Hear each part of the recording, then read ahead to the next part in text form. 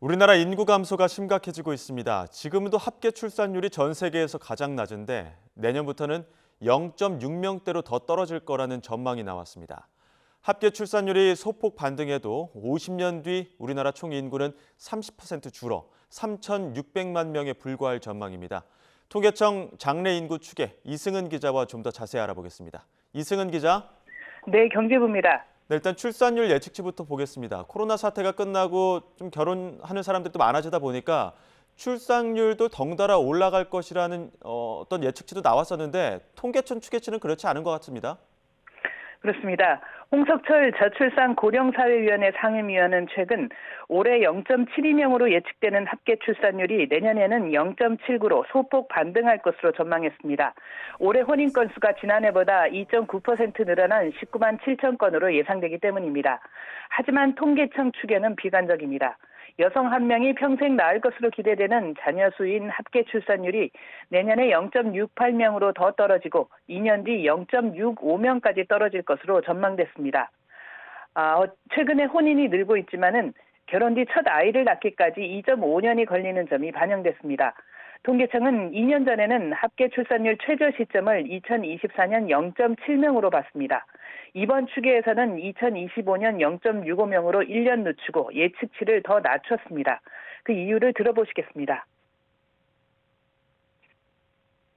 이는 코로나 이후 혼인율 회복을 2022년으로 가정하였으나 실제는 감소폭이 둔화되었지만 2022년까지 혼인율이 하락하고 2023년 일부 회복 중에 있습니다. 이로 인해 1년 더 늦어진 것으로 볼 수 있습니다. 네, 통계청은 2026년부터는 합계 출산율이 다소 올라가서 2050년부터 2072년까지는 1.08명을 유지할 것으로 보고 있습니다. 인구가 유지되려면 합계 출산율이 2.1명 이상이 돼야 하는데요. 합계 출산율이 그 한참 밑을 맴돌면서 지난해 25만 명인 출생아 수는 50년 뒤에는 16만 명에 불과할 것으로 예측됐습니다. 네, 그리고 총 인구 개념에는 우리나라에 석 달 이상 체류하는 외국인도 포함되는데 이 총 인구는 얼마나 줄어들 것으로 전망되죠? 네, 우리나라 총 인구는 2020년 5,184만 명으로 이미 정점을 찍고 내려오고 있습니다. 다만 올해와 내년 외국인 유입으로 소폭 올라가다가 2025년부터 다시 감소할 것으로 전망됐습니다. 20년 정도 뒤 2041년 4천만 명대로 떨어지고 50년 뒤에는 3,600만 명이 될 것으로 예측됐습니다. 올해보다 30%, 1,500만 명 줄어들게 되는 겁니다. 이 추세가 이어지면 2090년에는 2천만 명대입니다. 고령화로 한국인의 중위 연령은 지금 45세 정도에서 50년 뒤에는 63.4세가 됩니다.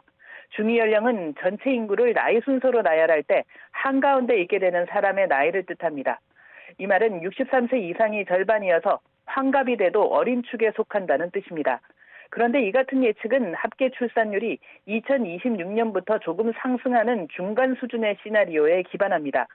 현재 수준의 출산율이 이어진다면 50년 뒤 총 인구는 지금보다 42%나 줄어서 3,017만 명으로 전망됩니다. 네, 그렇게 되면 생산 가능 인구가 지금보다 반도 더 줄어든다고요. 노동 인구와 소비 인구도 함께 줄어드는 셈이죠? 그렇습니다. 50년 뒤 생산 연령 인구는 1,658만 명으로 지난해의 45% 수준에 불과하게 됩니다. 이에 따라 현재 71%인 생산 연령 인구 비중은 46% 수준이 될 것으로 보입니다. 반면에 고령 인구 비중은 48%로 급등하게 됩니다. 50년 뒤 청년 인구가 450만 명으로 지금의 43% 수준으로 떨어지는데요. 생산 연령 인구 100명이 부양해야 하는 인구는 118.5명으로 총 부양비가 2.9배 늘게 됩니다. 노년 부양비의 경우 고령 인구의 빠른 증가로 2022년 24.2명에서 50년 뒤 104.2명으로 4.3배나 늘어나게 됩니다. 네, 그럼 세계에서도 유례가 없는 상황인 거 아닙니까? 그렇습니다.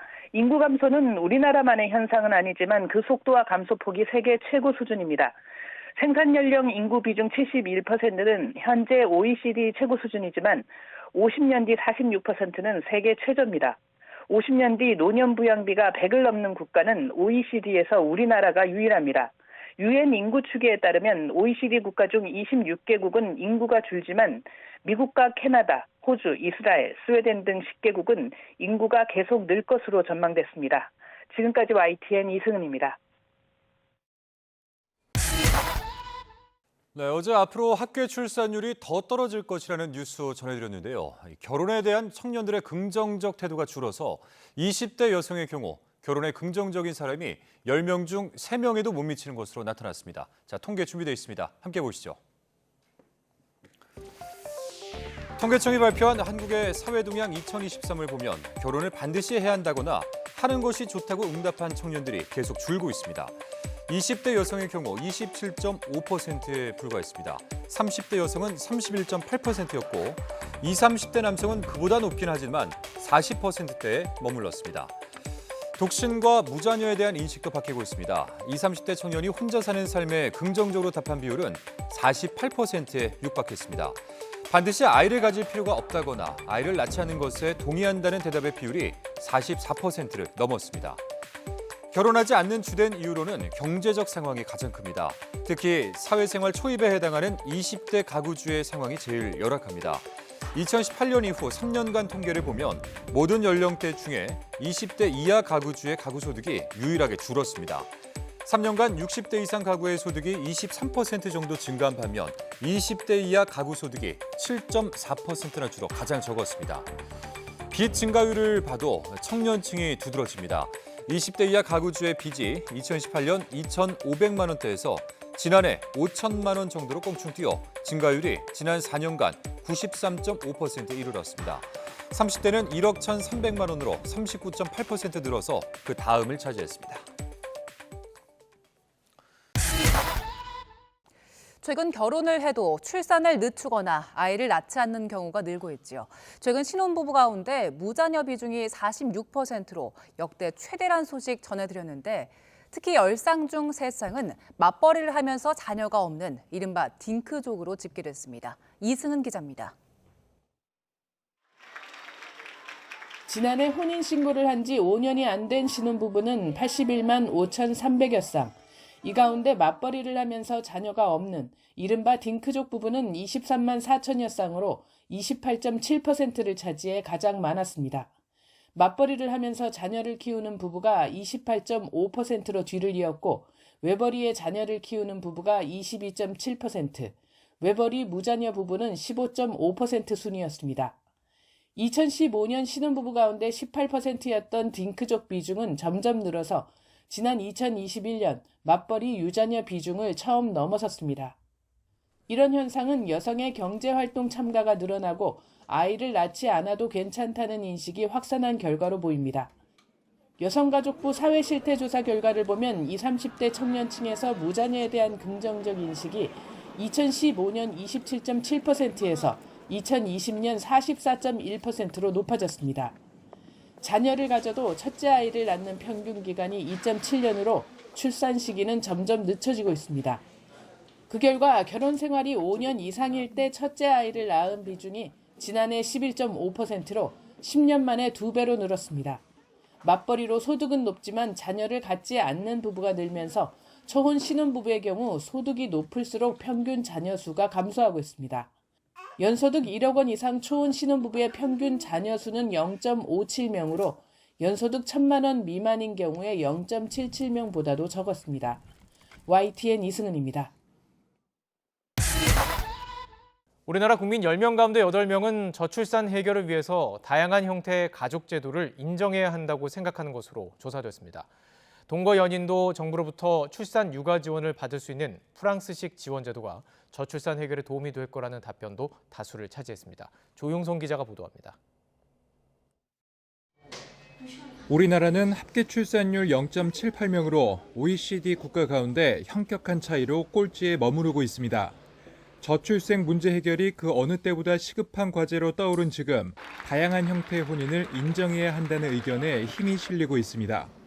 우리 국민 10명 가운데 8명은 사실혼을 비롯한 다양한 형태의 결혼 제도를 인정해야 한다고 생각하는 것으로 조사됐습니다. 특히 60대 이상에서 84.8%로 가장 높았고 40대와 50대 등 중장년층 이상이 모두 80%를 넘어 눈길을 끌었습니다. 긍정적으로 답변한 응답자 4명 가운데 3명은 동거 연인에게도 출산과 육아에 대해 국가가 지원하는 프랑스의 팍스 제도가 저출산에 도움이 될 거라고 지지했습니다. 한부모 수급을 신청을 하시는데 또 여기에 사각지대에 계신 분들이 있어요. 그러니까 어느 정도 소득이 있으시거나 뭐 재산이 조금 있으시면 그분들은 또 이러한 혜택을 하나도 받을 수가 없는 부분이 있어서 아이를 키우는 데 있어서 굉장히 힘들다라고 말씀을 하시거든요. 저출산 해결 방안으로는 육아휴직이나 근로시간 단축 등 일육아 병행 제도를 늘리는 방법이 가장 많이 선택받았고 돌봄과 의료 서비스 등 사회 인프라 구축과 청년 고용을 비롯한 일자리 소득 확대가 높은 순위에 꼽혔습니다. 저출산 문제의 원인으로 가장 많은 응답자가 경제적 부담을 꼽은 것과 일맥상통하는 내용입니다. 소득계층에 따라서 그리고 자녀가 많을수록 좀 더 이제 그 아이돌봄 비용에 부담이 많이 드는데 이 비용 부담을 좀 더 덜어주기 위한 정책들이 좀 많이 요구가 됐었습니다. 또 저출산 문제에 대응하는 주체로는 중앙정부가 재원 마련 방안으로는 국가 재정 지출 확대가 가장 적합하다는 의견이 많았습니다. YTN 조용성입니다. 아무래도 정부가 이와 관련해서 많은 예산을 쓰고 있지 않습니까? 네. 좀 어떤 식으로 운영되는지도 궁금하거든요. 예, 막대한 예산을 쏟아붓고도 문제가 해결되지 않았다라는 비판을 특히 올해 굉장히 많이 받았는데요. 네. 사실은 막대한 돈을 썼기 때문에 그렇지만 그에 반해서 출산율이 계속 떨어지고 있다라는 질책, 그건 당연하다라고 생각합니다. 그런데 저는 이 자리에서 꼭 한번 말씀드리고 싶은 것이요. 막대한 예산이라는 것이 사실은 오류와 문제가 있다라는 말씀을 드리고 싶습니다. 네. 예, 작년 기준으로 본다면 저출산 예산이라는 항목 안에 51조라는 예산이 배정이 됐는데요. 네. 이 예산 안에는 사실 저출산 문제 해결하는 것과 무관한 그런 정책 사업들이 저출산 대책에 꼬리표를 달고 많이 들어와 있었습니다. 네. 그래서 지금 저희는 이것을 선택과 집중해서 가지치기를 하고 있고요. 그리고 그러면 직접적으로 그러면 이 예산 안에 아이 그리고 가족에게 지원되는 예산이 충분했냐? 사실은 충분하지 않았습니다. 그래서 보통 이제 다른 국가들하고 비교를 할 때 아동가족 지출 예산 수준을 가지고 그 나라의 어떤 저출산 문제 그리고 가족 문제 해결에 대한 의지를 보고 있는데요. 우리나라는 그 이제 GDP 대비 이 비율이 OECD 평균인 2.3%보다 낮은 1.5%밖에 안 됩니다. 네. 그리고 우리가 많이 얘기하는 이런 가족 제도가 높아서 1.8명 이상의 고출산 국가에 해당이 되는 프랑스는 우리의 2배 이상인 3.44% 정도가 됩니다. 그래서 이 차이를 이제 대략적으로 본다면 지금 현재 아동 가족에게 지출되고 있는 예산보다 사실은 한 20조 정도 더 늘어야 되는데 이런 비판들이 저는 자칫하면 써야 될 때도 돈을 못 쓰게 만드는 그런 우려가 있어서 네. 저희는 딱 필요한 정책들을 평가 분석을 엄격하게 해서 선택 집중하고 필요한 쪽에 예산을 집중할 수 있도록 그렇게 좀 관계 당국들을 설득하고 있습니다. 네. 네. 이제 막대한 예산에 대한 어떤 비판에 대해서는 좀 그 예산의 분류에 대한 오류나 네. 그리고 제대로 분류를 했을 때 절대적인 예산은 크지 않다 이렇게 네, 좀 네. 말씀을 해주셨습니다. 돌봄들과 관련해서 이제 예산이 부족하다 이런 얘기 많은데 네. 얼마나 많이 부족합니까? 방금 전에 제가 말씀드린 것처럼 아동 가족에 대한 지출이 GDP 대비 1.56% 그리고 OECD 평균이 2.3%입니다. 사실은 지금의 현재 이렇게 낮은 출산 상황이고 그리고 양육하고 돌봄하는데 이렇게 어려움을 겪는다면 저는 OECD 평균이 아니라 그 이상으로 확대돼야 된다라고 보고 그럴 때 집중적으로 예산 투입이 이루어져야 되는 분야가 육아휴직이나 육아근로시간 단축과 같은 일하면서 아이를 키울 수 있도록 하는데 지원하는 것이 여러 연구자들도 그것이 가장 가성비가 높다. 그래서 여기에 예산 투입이 집중돼야 된다라고 얘기를 하고 있고 네. 저희도 그렇게 추진을 해나가고 있습니다. 네, 이제 맞벌이 얘기를 해주셨습니다. 네. 맞벌이 하는 분들 정말 많으신데요. 네. 일과 육아를 이제 병행하는 게 얼마나 힘든지 저도 이제 회사를 오가면서 눈과 귀로 정말 많이 경험을 네. 합니다. 네. 막 슈퍼우먼 같다 이런 얘기, 이런 네. 생각을 할 때도 많이 있고요. 이제 일과 육아를 병행할 수 있도록 환경을 잘 조성하는 것도 상당히 좀 중요할 것 같은데 이런 부분은 어떤 걸 고려하고 계십니까? 예, 첫 번째는 우리나라의 육아휴직이나 특히 육아휴직에 한정해서 본다면 네. 제도의 수준은 선진국처럼 외형적인 틀은 잘 갖춰져 있습니다. 그런데 너무나 지원이 얕은 거죠. 그리고 대상 자체도 임금 근로자, 여러 많은 이제 자영자나 이런 많은 분들을 좀 배제하고 있는 상황입니다. 그래서 제도의 대상도 늘리고 그리고 제도 지원, 급여를 지원하는 수준도 늘리고 그리고 무엇보다 제도를 바꾸는 것과 함께 기업의 환경과 문화를 바꾸는 게 너무 중요합니다. 제도는 네. 있는데 눈치가 보여서 제대로 못 쓰고 있는 그런 국민들이 훨씬 더 많고요. 특히 대기업은 그나마 여력이 되지만 중소기업이라든지 이런 데서 일하는 근로자들께서는 정말 이걸 사용하지 못해서 눈치 보지 않고 어떻게 하면 육아휴직이나 육아기 근로시간 단축을 잘 쓸 수 있게 할 건가. 그래서 저희가 제도도 개선하고 기업들에게 인센티브들 이런 이제 여러 가지 환경을 조성할 수 있는 그런 방안들을 마련하도록 촉구하면서 협력을 해나가고 있습니다. 네. 청년들의 가치관이나 어떤 여성들의 사회적 진출이 늘어나면서 이 저출산이 좀 가속화됐다 이런 의견들도 있습니다. 이런 부분에 대한 대응은 좀 어떤 게 있을까요?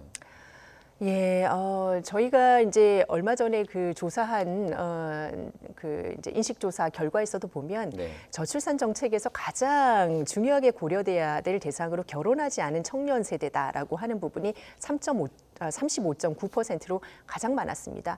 기존의 저희 정책 같은 경우에는 어쨌든 아이를 낳고자 하는 분들, 아이를 낳은 분들이 어떻게 하면 돌봄을 잘 해서 아이를 키울 거냐에 초점이 맞춰져 있었다면 사실 그 전 단계에 고용으로 이행을 잘 할 수 있도록 하고 이분들이 안정적으로 직장 생활을 해야지 가정 생활을 꾸려나갈 수 있는 계획을 세울 수가 있을 텐데요. 그렇게 하기 위한 청년들의 어떤 소득과 일자리와 주거, 불안을 없애기 위한 정책적인 노력은 저희 이제 국무총리실 산하의 청년정책위원회라든지 관계부처하고 협력해서 청년정책을 마련해 나가고 있고요. 저희가 여기에 이제 조금 더 하고 있는 거는 위원회가 하고 있는 거는 이런 비용이라든지 이런 경제적인 기반을 지원하는 것도 중요하지만 네. 청년들의 달라진 가치관에 대해서 어떻게 하면 아이와 함께하는 행복을 자연스럽게 좀 공감하고 누릴 수 있게 할 것인가 이 부분에 초점을 맞춰서 이런 인식의 변화를 이끌어 나가기 위한 문화운동이라든지 캠페인이라든지 이런 것들을 고려하고 있습니다. 네.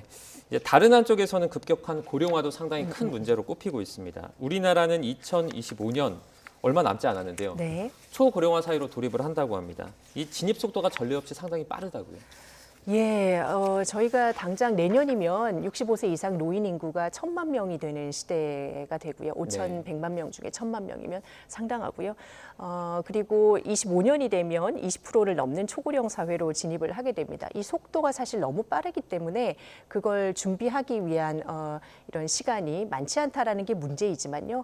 저희가 그래도 차분하게 이 준비를 착실하게 한다면 사실 길어진 노후를 건강하게 보내는 것은 축복이거든요. 네. 그런데 너무 사회 전반적으로 고령화를 문제다, 부담이다 이렇게만 생각하고 있어서 그것을 문제가 아닌 부담이 아닌 방향으로 바꾸기 위해서 저희가 정책적으로 지금 많은 것들을 좀 준비를 하고 있습니다. 네, 알겠습니다. 오늘 라이브 앵글은 여기까지 듣도록 하겠습니다. 김영미 저출산 고령사회위원회 부위원장과 관련된 이슈들 저희가 얘기 나눠봤습니다. 고맙습니다. 감사합니다.